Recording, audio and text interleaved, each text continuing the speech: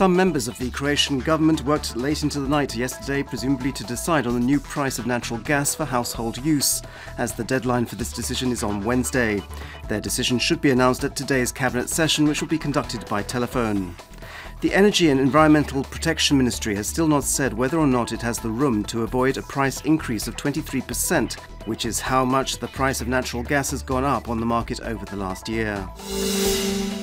The fate of Cimos, a Slovenian car parts manufacturer that employs 1,200 Croatian employees in the Istrian town of Buzet, may soon be resolved. The Italian investor that was expected to buy Cimos had said it would only do so once the company's outstanding debts to the Croatian state had been solved. The latest information indicates that a settlement has been reached, which would involve Cimos paying out €7 million.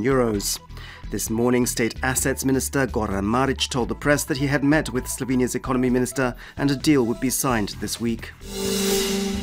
The UN Secretary-General Antonio Guterres opened the 34th session of the United Nations Council for Human Rights this morning. Representatives from 47 member states will discuss current issues, with a special emphasis on the crisis in the Middle East. Representing Croatia at the meeting is Foreign Minister Davor Ivo Stier.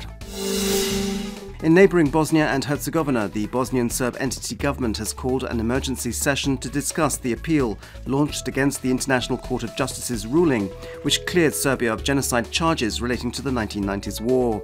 The appeal was launched without the approval of Bosnian Serb members of the country's leadership and has contributed to the deteriorating political situation in that country. The British and American security services have confirmed that 2 Russian citizens who are suspected of trying to organize a terrorist attack on the day of the parliamentary elections in Montenegro are in fact Russian military intelligence agents. Moscow continues to reject these allegations. Sport, and in the 22nd round of the Croatian Football League, Zagreb's Dinamo defeated Cibalia 2-1 yesterday. Dinamo took the lead in the 71st minute, after which Cibalia equalised in the 87th. The game was decided on a penalty in the dying seconds of normal time. Meanwhile, Rijeka defeated Inter also 2-1. Interestingly, this was Rijeka's first victory in Zaprešić for almost 10 years. Rijeka remained top of the league with 58 points, 6 points ahead of Zagreb's Dinamo. Split's Hajduk are third with 41 points. At the bottom of the league are Split with 12 points and Cibalia with only 9 points. In the 18th round of the National Basketball Championships, Osijek lost to Šibenik yesterday despite having a 13-point advantage at half-time. The final score was 81-80. Meanwhile, Zabok defeated Zagreb in extra time for a score of 118-114. This afternoon's forecast calls for partly sunny and relatively warm weather in most of the country. It'll be cloudier in Dalmatia, especially in the interior where there could be a little rain in places. There'll be a moderate and in places strong southwesterly wind inland. On the coast there'll be a southeasterly Yugo wind, which towards the end of the day will strengthen in places along the southern coast. There'll be a southwesterly wind along the northern coast. Highest daily temperatures will be between 11 and 16 degrees Celsius. It'll be windy on Tuesday with a moderate to strong southwesterly wind. Temperatures will also be warmer than usual for this time of year.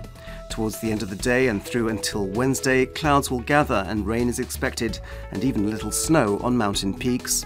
On Wednesday, skies should gradually clear from the west and it'll be a little fresher. On Thursday, it'll be partly sunny and warmer. On the coast, it'll be changeable on Tuesday with a little rain in places, mainly in the north and south of the country. Towards the end of the day, it'll cloud over and there'll be rain and rain showers along the northern coast, which during the night will spread along most of the coast. On Wednesday, it'll clear up on the northern Adriatic, while it will continue to be changeable in Dalmatia, with rain and even thunderstorms in places. On Thursday, it'll be partly sunny.